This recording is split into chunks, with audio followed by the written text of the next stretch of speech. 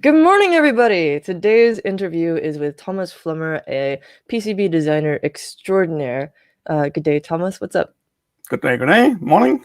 Well, so we're partly here today because you've just designed the badge for this year, well, the unofficial badge for this year's Remoticon, which is the Hackaday SuperCon kind of. Oh, look at that!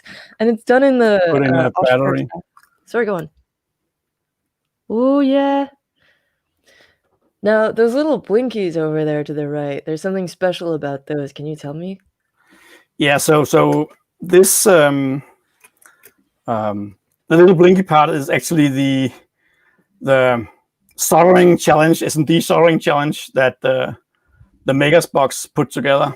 Ooh. So it's a combination of 5 different sizes of SMD parts, and the small ones are really small. So if you try to put in a little normal pin header here, Wow. that's kind of large compared to the 0201 resistor and LEDs. So I've never actually entered, but they do have speed challenges for these. Like people race to assemble them as quickly as possible. It is a challenge to solder this, even if you have been doing SMD soldering before. Yeah. And yeah, speeding it takes a while still. I've never managed to actually enter one of these things or even put one of them to get them together because I don't have a soldering iron with a thin enough tip. I'll have to fix that. But let's take a look at some of your previous designs. So we have your Viking Indie badge for DEF CON 26. I love this one because it has these little shine-through LEDs, the reverse-mounted LEDs in the shape of constellations, and it's just super gorgeous. Yeah. It was actually designed to be fully machine assembled and so on, but time sort of ends up being unfavorable for production in China, so I ended up doing them by hand, even though all the parts were sort of sourced to be the right reverse mount types and so on. But yeah. Wow, I noticed you've got your own lanyard there. That's pretty pro. Yeah, I think lanyard sort of is part of a badge project, and I've used them as sort of the lanyard for everything now. And it matches.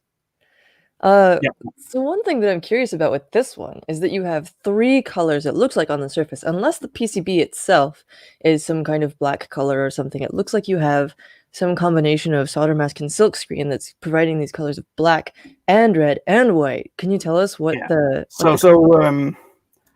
The red color is put on afterwards. So actually the whole thing was assembled, and then I used a vinyl cut stencil to put on top of the PCBs, and then spray paint the red color on there.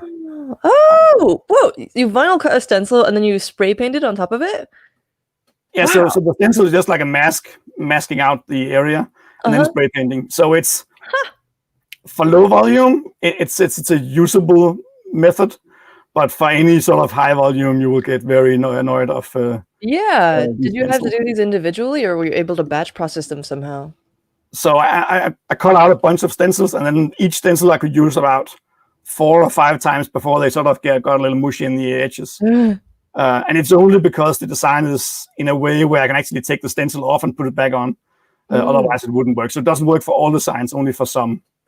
But it was a fun process, and it was about the same time as Benchoff was sort of playing with multiple colors on his little add-ons. Yeah, I thought I want to try it also. Yeah, Benchoff's little press dyer thing that would transfer the color onto them with the KISS badges. I remember that. That's super cool. That's totally what this reminds me of. So it's a black solder mask with white silkscreen? Yeah, and ink finish for the gold. That's so cool. Let me make sure I can still hear you. Great. So on your Twitter at Thomas Flummer, which is linked in the description, you have this thread about your Remoticon badge, and I'd love to dig into that a little bit. Is this a render? This is a render, yeah. So it's a photo of my workbench, and then it's a render from within KiCad's the 3D render in there, positioned so that it looks sort of could fit in, and then merged in Photoshop to put a little shadow in there. and I think it gets fairly close to how it actually looks. Well, it looks incredible. And then when you got the Osh Park one back, over here we have like a beautiful close-up of the whole thing going. Yeah, I can try to show it here. Oh, yes. Let's see. That's just gorgeous. So the Osh Park with the glossy finish on top of the black FR4 will give you sort of a dark grayish look when you have the solder mask on there. Huh. The areas where you remove the solder mask, it will actually be much darker black. And then on the back, I have space for a feather and the little LiPo battery for the S&D challenge on the front. Now, you mentioned on your Twitter thread that the way the feather is mounted is a little bit unusual. Yeah, and that's I can maybe find the feather here. So if you take the feather and put it on like this, the battery connector will it'll go the wrong way, and also it will scratch your clothes. So, but if you put it like this, you can make the soldering on top here. You can make it like little balls by putting too much solder on there, and then they don't scratch your clothes. Oh, brilliant! So by using, so I can maybe see here. I love how much attention you've put into actually making it wearable. Yeah. So these are sort of tiny little round blobs instead of the proper sort of style of solder. That's brilliant. I would never have thought of that. And so it really is like designed to be an actually wearable in like a way that considers your clothing, considers like where the battery goes and stuff, so you don't have a battery wire peeking out the side of it or anything like that. So cool. And you put such incredible attention into the design of these things. Your aesthetic is just amazing. I have these add-on cartridges from last year's Supercon badge that you made, and they're all these different colors, but they've got this it's kind of a diesel punk style, honestly. But I wonder, what kind of aesthetic influences do you think have gone into your designs for these things? When I saw a bunch of like sneak peeks of the badge and sort of the going towards the game console, Game Boy style thing, I thought, well, the Game Boy uses cartridges, has sort of usually some little metallic plastic pieces that sort of help you pull out the cartridge. Right. I wanted to sort of keep some of the same things on these cartridges and make them look like a cartridge. Yeah, you have these little much of the shapes, they aren't necessary, but it helps in the look of the cartridge look. Well, it looks so good. What fab house do you use for these? Because you've got all these different colors and stuff. You said you use multiple ones. So I think all of these are actually from all PCB. They have you can select the 6-screen color and the mask color individually instead of just having white on a black 6-screen on the white always. You can have blue 6-screen, for instance, and that is sort of I think that's interesting. And also their red is very orange. So if you look at this one is super orange. Yeah. But it goes beautifully with the other colors. It's kind of a muted, very futuristic color palette. Yeah. Makes me think of Portal a little bit. Like black, white, and orange. So you have a couple of different websites that we were looking at. Let me pull up. You've got thomasflummer.com, which we were looking at a second ago with your Viking Indie badge and your project section. But also you have Hackmeister.dk, which is where you can find more about this cool little keychain of samples. Can you tell us about this? Yeah, so a bunch of these I actually designed and made like many years ago. So all the red and the blue, and they are in a combination of both different thicknesses. So the red one is the 0.6 millimeter. Let's see if I can focus. Oh yeah, it's like a half height. So it's very thin. Mm-hmm. And then the yellow one is a little thicker and so on. And then on the back, I put in different sizes of traces or footprints, or here's different text and so on inside KiCad. That is so So you know how much is a 2mm text and so on. So all these standard colors here, they are made with dirty PCBs, I think 3 or 4 years ago. And then there's an aluminum one, so instead of FR4, it's aluminum. Yeah. And then there's the 3 different ones that are Oshpak, so the purple one, and the After Dark, and not least I saw the Flex one. Yeah. the Flex one, yeah. That's so cool.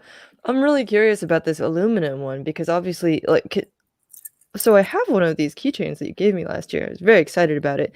And I see that it actually looks like there are copper traces underneath a solder mask layer on here. And I'm really curious, can you actually use that as a PCB? Isn't the aluminum too conductive?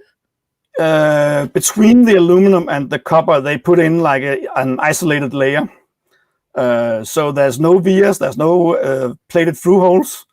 But you can have a single-sided PCB with copper traces and everything. Wow. Let's look at some more things on this website while we have it up. You've got a whole section on FPGAs. Very old stuff. Yeah. Well, before they were cool, as it were, you're sort of a hipster of FPGAs. And can you tell us what you were up to with these? What were you doing with these? It was mostly sort of playing around and seeing how to work with these. And when I studied many years ago, we were writing VHDL, and most of the examples I could find was Verilog. So I tried to sort of find something and change it into VHDL just to play with it. I played a little with the servo motor, just moving it, making the PWM signal that is needed for moving a servo. And a little that sort of things. It wasn't super advanced, but it was fun to play with. I think it could be fun to do some of the same things, but use the Lattice IS40 that is we have open source tool chains. That could be fun to do the same thing with that one. Oh yeah, and those ones are really popular now. There's all these microcontrollers coming out. Do you have any plans to sell any of these? Obviously, you on your PCB website, the thomasflummer.com, you've got that Viking badge that you sold at DEF CON last year. What was your experience with that, and would you do it again? I think it was very fun to meet other people that is passionate about the whole badge life thing. And that was awesome, walking around DEF CON and meeting people you haven't seen before at all, and just talking badges with them and their fascination and so on. That was a great experience, and I would like to do that again. What was it like, the experience of producing it? Was it a huge pain? Were there parts that were really easy and parts that you would improve? Any tips? The producing stuff by hand is annoying when it goes above 5-10 pieces. You can do it, and these are also produced by stencil and tweezers, and then in the oven, and then fixing errors afterwards. And that's just the process. If you make 100, I think I made 100 and something, and that amount is a lot of work. But having it produced in China, the assembly services has become much more accessible, and that is definitely a way of doing it, and not having that sort of burden of placing by tweezers. Oh yeah. Has anyone recognized you in real life from your work that they've seen on the internet? At DEF CON, people found me. I didn't really sort of. I think even before DEF CON started at the B-sides, there was a guy who just found me and said, "Okay, I want one of these." So that was very interesting. That's great, and I'm sure that whenever we can have events in person again, I'm sure you'll have a lot more fans. Especially, I wish that we could all hang out in person in the upcoming Remoticon, but I guess we'll just have to wait until next year. Yeah. You also have some stuff on here about 3D printing. What kinds of things do you get up to with 3D printing? And mostly tools I need. So the camera, the holder for my microscope camera. That is a little 3D printed bracket to mix sort of the lens and the holder I use to keep it up. Ooh, can you show us? It's a little Crawl a difficult. bit of Let's see if we can do something. If I switch to this one here, that's the microscope view. Yeah. Then I can move the other camera a little and see if it will work. Yeah, how do you sorry. Making you juggle all your stuff on the stream. This is a cool view though. Let's see if it's focusing. So so this here is the camera. And there's a bracket here, and then just a lens, and it just comes HDMI out, and that goes into a screen, and I can just, it magnifies a lot. So you can imagine if this image here is like a 22-inch screen, you can work on it, and then also the speed it works at.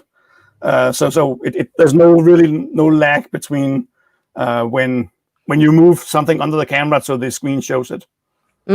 That's nice. That's a really nice camera feature.